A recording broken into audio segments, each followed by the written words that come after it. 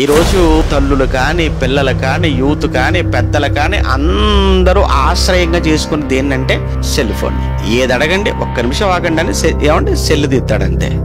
ఏది అడగండి మీరు చూడండి, ఒక్క నిమిషం ఆగండి గూగుల్ అడుగుతానంటాడు.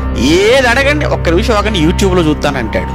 ఏది అడిగి ఈ బుర్ర పని చేయట్లేదు, ఇంకా మొత్తం దానికి అప్పగించేశాడు. ఒక రకంగా మనిషి మొబైల్ కు ఎడిక్ట్ అయిపోయాడు, బానిస అయిపోయాడు. బైబిల్ కు బానిస అవ్వట్లేదు, దేవుడికి బానిసగా మారిపోవటం లేదు. నీకు ఆశ్రయం దేవుడు అన్న సంగతి మర్చిపోయావు.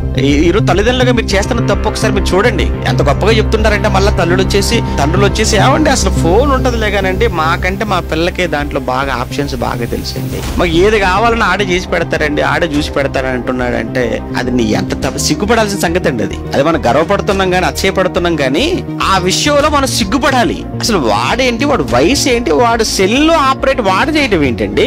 వద్దు, వాడు బైబిల్ని ఆశ్రయించాలి, వాడు దేవుణ్ణి ఆశ్రయించాలి. ఆ రోజు దావీదు బాల్యములో దేవుణ్ణి ఆశ్రయంగా పెట్టుకున్నాడు. అలానే ఆ రోజు అబియా హిజ్కియా తల్లి దేవుణ్ణి ఆశ్రయంగా పెట్టుకుంది.